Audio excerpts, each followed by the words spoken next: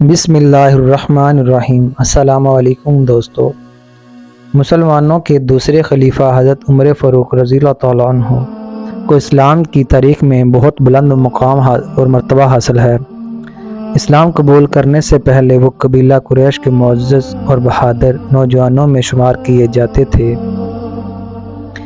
اسلام قبول کرنے کے بعد انہوں نے اسے چھپایا نہیں بلکہ کھلے بندوں میں اپنے اسلام کا اعلان کیا اور سب مسلمانوں کو لے کر حرم شریف یعنی خانہ کعبہ میں جا کر نماز پڑھی۔ ان کی جرأت اور بے خوفی ہی تھی کہ جو رسول اللہ صلی اللہ علیہ وسلم نے ان کو فاروق کا لقب عطا فرمایا۔ فاروق کا لقب ہوتا ہے حق اور باطل یا سچ اور جھوٹ میں فرق تمیز کرنے والا۔ تاریخ میں انہوں نے فاروق اعظم کے لقب سے شہرت پائی۔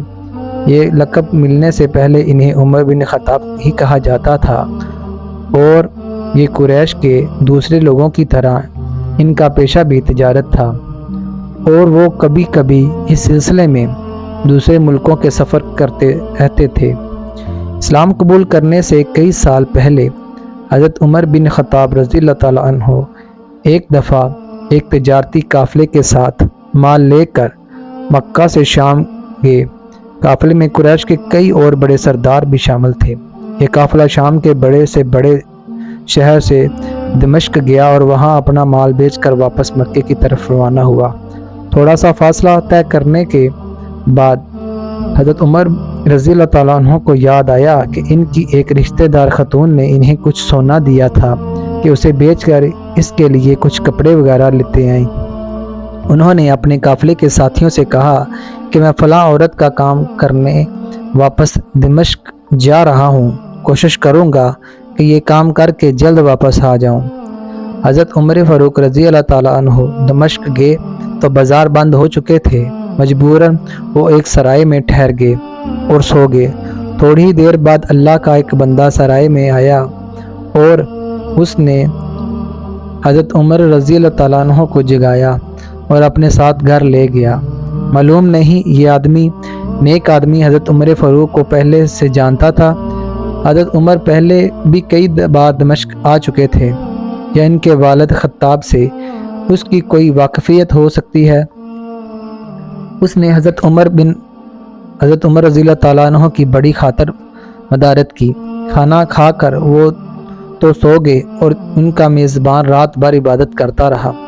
صبح کو حضرت عمر رضی اللہ تعالیٰ عنہ بیدار ہوئے تو ان کے میزبان نے کہا، اکیلے بازار نہ جانا، بازار میں لٹیرے اکثر مسافروں کو لوٹ لیتے ہیں، میرے ساتھ چلنا۔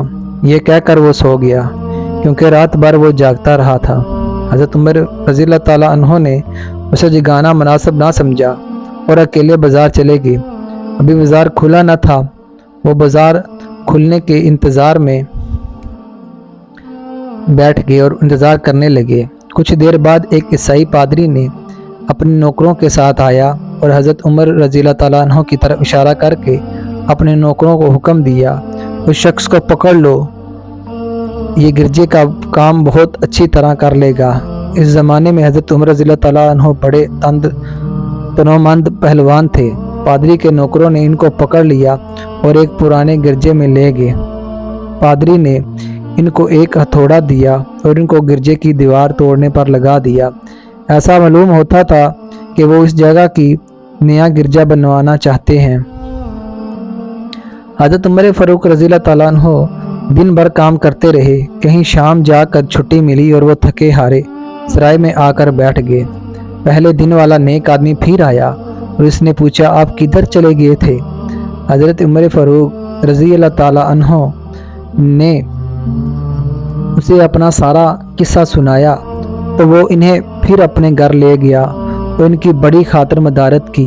انہیں تاکید کی، کل بازار جاتے وقت مجھے ساتھ لے جانا۔ اس کے بعد وہ عبادت میں مشغول ہو گیا اور حضرت عمر فاروق رضی اللہ تعالیٰ عنہ سو گئے۔ دوسرے دن آپ رضی اللہ تعالیٰ عنہ بیدار ہوئے تو وہ اپنے نیک میزبان کو سوتے پایا۔ انہوں نے اب کی بار بھی اس کو جگانا مناسب نہ سمجھا اور اکیلے بازار چلے گئے۔ اتفاق سے پھر وہی پادری اپنے نوکروں کے ساتھ آیا اور حضرت عمر فاروق رضی اللہ تعالیٰ عنہ کو پکڑ کر ले गया। उनको गुस्सा तो बहुत आया, लेकिन क्या करते, गैर मुल्क में वो अकेले थे और कोई हथियार भी पास नहीं था। दूसरी तरफ पादरी के साथ 7-8 नौकर भी थे और सब हथियारबंद थे। पहले दिन की तरह हज़रत उमर फ़ारूक रज़ियल्लाहु ताला अन्हु हथौड़े के साथ गिरजे की दीवार तोड़ते रहे। जब धूप तेज़ हुई तो पादरी और इसके नौकरों ने काम में मशगूल देखकर चले गए और हज़रत उमर फ़ारूक रज़ियल्लाहु ताला अन्हु दीवार के साए में दम लेने के लिए बैठ गए।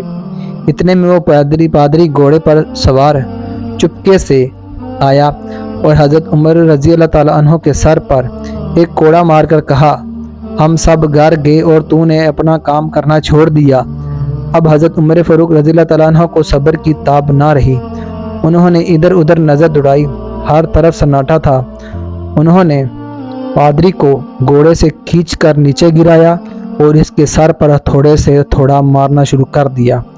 वो बहुत चीखा चिल्लाया, लेकिन कोई इसकी मदद के लिए ना पहुंचा।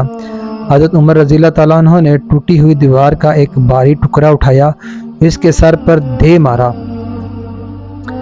जब उसके सर पर दे मारा, वो पहले ही जख्मी था, अब इसने दम दे दिया। इसको मरते देखकर हज़रत उमर फ़ारूक रज़ियल्लाहु ताला अन्हु तेज़ी से भाग खड़े हुए और जिस रास्ते से दमिश्क आए थे वो रास्ता छोड़कर एक दूसरे रास्ते पर चल पड़े। शहर से काफ़ी दूर इन्हें खच्चर पर सवार एक रूमी मिला और इनके साथ चलने लगा। वो कुछ बातें करने लगा, लेकिन ना आप रज़ियल्लाहु ताला अन्हु की ज़ुबान समझते थे और ना वो इनकी ज़ुबान समझता था। इसने यकायक अपनी तलवार पर हाथ डाला। हज़रत उमर रज़ियल्लाहु ताला समझ गए कि वो इन पर वार करना चाहता है। उन्होंने फ़ौरन अपने खच्चर से खींच लिया और इसे तलवार से छीनकर इसके ही एक वार से इसका काम तमाम कर दिया। फिर इसके खच्चर पर सवार होकर आगे चल दिए। इसके बाद क्या हुआ, इसका हाल खुद हज़रत उमर फ़ारूक रज़ियल्लाहु ताला अन्हु ने इस तरह बयान किया है। इस जगह से रोज़ाना रवाना होकर मैं एक गिरजाघर के पास पहुंचा। यहाँ ईसाइयों की एक जमात रहती थी। मैं गिरजे के अंदर दाखिल हुआ तो गिरजे में रहने वाले सब लोग मेरे इर्द गिर्द जमा हो गए और मुझसे मेरे हालात के बारे में पूछने लगे। फिर मैं अपने ईसाई आलम के पास गया और उसे मेरे गिरजे में आने की इत्तला दी।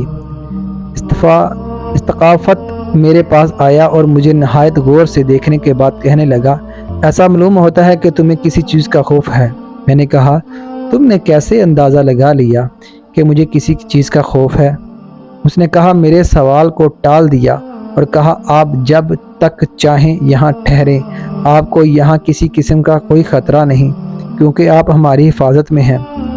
फिर उसको ने मुझे अपने घर में मेहमान की तरह रखा और मेरी नहायत खातर मदारत की। आप कौन हैं? पूछा। मैंने बताया कि मैं मक्के का रहने वाला हूँ और कबीला कुरैश से ताल्लुक़ है। एक तजारती काफ़िले के साथ शाम आया था। तजारत का माल बेचने के बाद अपने एक ज़रूरी काम के लिए मुझे अपने काफ़िले से जुदा होना पड़ा, होकर वापस दमिश्क जाना पड़ा। अब मैं अपने वतन वापस जा रहा हूँ। रास्ता भटक कर इधर इधर आ निकला। उस वक्त मुझे गौर से देख रहा था और बार बार तरह तरह के सवाल कर रहा था। मैंने उसके यहाँ नहायत आराम से रात बसर की। सुबह को उसने पूछा, आपका इरादा अभी यहाँ ठहरने का है या आगे जाने का है? मैंने कहा, मैं अब आपसे रुखसत होना चाहता हूँ। ये सुनकर उसका अपना शानदार गधा, जो बड़ा खूबसूरत और नहायत तेज़ रफ्तार ले आया, इस पर पलान कैसा और खजियाँ लादी। कीमती तोहफे भरे हुए थे। खर्जियाँ और इन हथेलियों को कहते हैं जो गधे की पीठ पर सामान के लिए बांध देते हैं। फिर उसने कहा, इस गधे पर सवार हो जाएं और चल पड़ें। रास्ते में आपका गुजर किसी ईसाई के मकान के पास होगा तो वो आपको इस गधे पर सवार देकर आपकी बेहद ताज़ीम करेगा और आपकी खातर मदारत में कोई कसर ना रखेगा। ये कहकर उसको ने मेरा हाथ पकड़ा और तन्हाई में लेकर जाकर कहने लगा, ए उमर, आप पर मेरा हक वाजिब हो गया। मैंने कहा, बेशक। उसने कहा, आपका ताल्लुक़ एक मुअज़्ज़ज़ कौम से है। میری آپ سے ایک عرض ہے۔ میں نے کہا آپ بیان کریں، لیکن حیرت کی بات ہے کہ آپ جیسا بڑا آدمی مجھ جیسے پریشان حال مسافر سے کوئی غرض رکھتا ہو۔ آپ نے بڑے لہجے میں کہا، سنیں، میں ایک ایسا آدمی ہوں جسے اللہ تعالیٰ نے آسمانی کتابوں کا علم عطا کیا ہے۔ میں نے آپ کی ذات میں بہت سی ایسی نشانیاں دیکھی ہیں جو ظاہر کرتی ہیں کہ جب ایک مقرر مدت پوری ہو جائے گی تو حالات میں زبردست تبدیلی آئے گی۔ اس وقت آپ ہمارے ملک کے حاکم بن جائیں گے اور یہاں کے سب شہروں میں آپ ہی کا حکم چلے گا۔ پھر اسقف نے اپنی جیب سے دوات، قلم اور کاغذ نکالی اور کہا، میری غرض یہ ہے کہ آپ اس کاغذ پر لکھ دیں کہ اس گرجے اور جائیداد پر جزیہ اور کسی قسم کا حکومتی مسئول معاف ہوگا۔ میں نے حیران ہو کر اسقف سے کہا، آپ مجھ سے مذاق تو نہیں کر رہے؟ اس نے کہا، قسم ہے اس ذات کی جس نے حضرت عیسیٰ علیہ السلام پر انجیل نازل فرمائی، میں جو کچھ کہہ رہا ہوں وہ بالکل سچ ہے۔ آپ مہربانی فرمائیں اور میری درخواست قبول فرمائیں۔ اس میرے صاحب نے باتوں کو اس کا وہم سمجھا اور جس طرح اس نے کہا اس طرح لکھ کر کاغذ اس کو دے دیا اور گدھے پر سوار ہو کر وہاں سے چل پڑا۔ رستے میں مجھے کئی جگہ عیسائیوں کی جماعتیں ملیں۔ انہوں نے اس صاحب کے گدھے پر مجھے سوار دیکھ کر میری بڑی خاطر مدارت کی۔ میں اس طرح جگہ جگہ عیسائیوں کا مہمان بنتا تبوک پہنچ گیا۔ تبوک شام اور عرب کی سرحد کے قریب ایک قصبہ ہے۔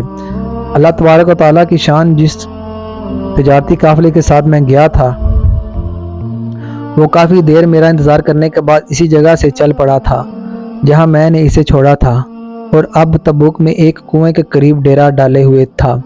قافلے والے میرے ساتھی مجھے دیکھتے ہی میری طرف دوڑ پڑے۔ وہ مجھ سے مل کر بہت زیادہ خوش ہوئے اور کہنے لگے، اے عمر بن خطاب، ہم لوگ تمہارا انتظار کر رہے تھے، بلکہ بالکل مایوس ہو گئے تو ہم نے اس مقام سے کوچ کر دیا جہاں تم واپس دمشق گئے تھے، مگر تمہارے بارے میں ہم سخت پریشان تھے۔ یہ تو بتاؤ اتنے دن تم نے کہاں گزارے؟ میں نے وہ تمام حالات بیان کیے جو مجھے پیش آئے، لیکن اس صاحب سے میری گفتگو جو ہوئی وہ بالکل ظاہر نہ کی، کیونکہ میں اس صاحب کی گفتگو کو وہم اور سمجھتا تھا، اس کے عقیدے کی کمزوری سمجھتا تھا۔ قریش کے ایک سردار ابو سفیان بھی اس قافلے میں شامل تھے۔ انہوں نے مجھے اس شاندار گدھے پر سوار دیکھ کر کہا، ارے تم لوگ اس نوجوان کی قبال مندی تو دیکھو، اسے کسی ایسے میدان میں چھوڑ دیا جائے جہاں نہ پانی ہو اور نہ سبزہ، پھر بھی اسے رزق مل جائے گا۔ اسقف نے رخصت کرتے وقت مجھ سے کہا تھا کہ جب میں اپنے ساتھیوں کے پاس پہنچ جاؤں وہ گدھے کی ضرورت نہ ہو تو اس کی رسی کو خریجیوں میں رکھ کر اور خریجیوں کو مضبوطی سے باندھ کر گدھے کو ایسی جگہ چھوڑ دوں۔ میں نے ایسا ہی کیا۔ وہ دیکھ کر ابو سفیان نے کہا، یہ کیا کر دیا؟ گدھے کو ایسی جگہ چھوڑ دیا جہاں سے چور اور درندے اکثر گزرتے رہتے ہیں۔ میں نے کہا کہ اس کے مالک نے مجھے ایسا ہی کرنے کی ہدایت کی تھی، وہی اس کی عادتوں سے زیادہ واقف ہے۔ وہاں سے روانہ ہو کر ہمارا قافلہ مکہ پہنچا۔ میرے اور اسقف کے درمیان جو گفتگو ہوئی تھی وہ مجھے بلائے نہ بھولے گی۔ پہلے تو کئی دن میں نے اسے دل ہی دل میں رکھا، لیکن پھر مجھ سے ضبط نہ ہو سکا اور میں نے یہ راز اپنی رشتہ دار خاتون کے سامنے ظاہر کر دیا جس نے مجھے سونا دیا تھا۔ وہ بڑی عقل مند خاتون تھی۔ اس نے مجھ سے کہا، اے بن خطاب، میں تمہارے بچپن ہی سے تم کو اچھی نشانیاں دیکھ رہی ہوں۔ تم جب بہت چھوٹے بچے تھے تو میں نے ایک دفعہ خواب میں دیکھا تھا کہ تم لمبے ہوتے جا رہے ہو اور تمہارا قد اتنا لمبا ہو گیا ہے کہ اس نے آسمان کو چھو لیا۔ یہ دیکھ کر میں نے خواب میں کہا، ارے یہ میرے بچے کی کیا حالت ہے؟ کسی نے کہا، یہ لڑکا جلد ہی دنیا اور آخرت میں بھلائی پانے والا ہے۔ جاہلیت کے زمانے میں اس قسم کی باتوں کا مطلب میری سمجھ میں نہیں آتا تھا۔ مکہ میں ایک شخص اہل کتاب یہود اور انصاری میں سے تھا جو بہت گمان تھا۔ عام لوگ تو اس سے واقف نہیں تھے، لیکن قریش کے سردار سے پہچانتے تھے اور اس کی بہت عزت کرتے تھے۔ ایک دن میں دوپہر کے وقت اس کے ہاں گیا اور اس کے مکان پر پہنچ کر اسے آواز دی، ذرا دروازہ کھولیے، مجھے آپ سے ایک ضروری کام ہے۔ اس نے دروازہ کھول دیا۔ میں نے اسے کہا، میں آپ سے چند باتیں کرنا چاہتا ہوں اور چاہتا ہوں کہ ان کو دل میں راز بنا کر رکھیں اور کسی کے سامنے ان کو ظاہر نہ کریں۔ اس نے ایسا کرنے کا وعدہ کیا تو میں نے اپنے سفر کے تمام واقعات اس کے سامنے بیان کر دیے اور اپنے رشتہ دار خاتون کے خواب کا بھی ذکر کر دیا۔ جب میں نے اپنی گفتگو ختم کر چکا تھا تو اس نے کہا، اے ابن خطاب، جس کو تم نے معافی کا وعدہ کر دیا ہے وہ اس زمانے میں عیسائیوں کا سب سے بڑا عالم ہے، اور جو کچھ اس نے کہا وہ سب کچھ سچ ہے اور جلد ہی وہ تمہارے سامنے آ جائے گا۔ یہاں تک تمہاری رشتہ دار خاتون کے خواب کا تعلق ہے تو اس سے بھی ظاہر یہی ہوتا ہے کہ مکے میں ایک بہت بڑا انقلاب آئے گا، زمانہ ایک نئی صورت اختیار کرے گا اور آنے والے زمانے کے ساتھ آسمان و زمین بدل جائیں گے۔ میں وہاں سے گھر چلا آیا اور ساری باتیں اپنے دل میں لیے رہا۔ تھوڑے ہی عرصے کے بعد قریش کی مجلسوں میں رسول اللہ صلی اللہ علیہ وسلم کا ذکر ہونے لگا۔ یہ لوگ اس بات پر ناک بول چڑھاتے تھے کہ محمد صلی اللہ علیہ وسلم اپنے آپ کو اللہ کا رسول کہتے ہیں، لوگوں کو بتوں کی پوجا سے منع کرتے ہیں اور ایک اللہ کو ماننے پر زور دیتے ہیں۔ پھر کیا حضرت عمر فاروق رضی اللہ تعالیٰ عنہ جلد ہی اللہ تعالیٰ نے اسلام کو ظاہر کر دیا اور مجھے یقین ہو گیا کہ حالات وہی صورت اختیار کر رہے ہیں جن کی طرف آسمانی کتابوں کے عالم شام اس وقت نے اشارہ کیا تھا۔ یہاں حضرت عمر فاروق رضی اللہ تعالیٰ عنہ کا بیان ختم ہوتا ہے۔ نبوت کے 6 سال حضرت عمر فاروق رضی اللہ تعالیٰ عنہ نے اسلام قبول کر لیا اور رسول اللہ صلی اللہ علیہ وسلم کے جانثار ساتھی بن گئے۔ سن 11 ہجری میں رسول اللہ صلی اللہ علیہ وآلہ وسلم نے اس دنیا سے پردہ فرمایا تو حضرت ابوبکر صدیق رضی اللہ تعالیٰ عنہ مسلمانوں کے پہلے خلیفہ بنے۔ سن 13 ہجری میں انہوں نے وفات پائی تو حضرت عمر فاروق رضی اللہ تعالیٰ عنہ خلیفہ بنے۔ ان کے سفر نامے کی روایت کرنے والے راوی کا بیان ہے کہ حضرت عمر فاروق رضی اللہ تعالیٰ عنہ اپنی خلافت کے زمانے میں شام تشریف لے گئے تو ایک بہت بوڑھا آدمی جس کا بال برف کی طرح سفید ہو چکے تھے عیسائیوں کی ایک جماعت کے ساتھ ان کی خدمت میں حاضر ہوا اور عرض کیا، اے امیر المومنین، کیا مجھے نہیں پہچانتے؟ حضرت عمر فاروق رضی اللہ تعالیٰ عنہ نے فرمایا، اگر آپ شام کے فلاں گرجے والے اسفق ہیں تو میں آپ کو پہچانتا ہوں۔ اس نے کہا، جی ہاں، میں وہی اسفق ہوں۔ حضرت عمر فاروق رضی اللہ تعالیٰ عنہ نے فرمایا، میں نے آپ سے لکھ کر جو عہد کیا تھا وہی ابھی تک قائم ہے۔ اللہ تعالیٰ نے اپنے رسول اللہ صلی اللہ علیہ وسلم کے ذریعے ہمیں عزت بخشی۔ انہوں نے ہمیں اللہ تعالیٰ کے پسندیدہ دین اسلام کی طرف دعوت دی، ہم نے یہ دعوت قبول کی۔ آپ ہی نے مجھے ان باتوں سے آگاہ کیا تھا، اب آپ کو کون سی چیز ہے اسلام قبول کرنے سے روکتی ہے؟ بوڑھے اسفق نے کہا۔ حضرت عمر فاروق رضی اللہ عنہ کی باتیں سن کر اسی وقت اپنے ساتھیوں سمیت کلمہ پڑھ کر اسلام کی دولت حاصل کر لی۔ تو ساتھیوں، آپ کو ویڈیو کیسی لگی کمنٹ سیکشن میں ضرور بتائیے گا۔ پھر ملتے ہیں اگلی ویڈیو میں۔ اگر چینل پر نئے ہیں تو چینل کو سبسکرائب کریں، بیل آئیکن کو بھی کلک کریں تاکہ مزید ایسی ویڈیو آپ تک آسانی سے پہنچ سکے۔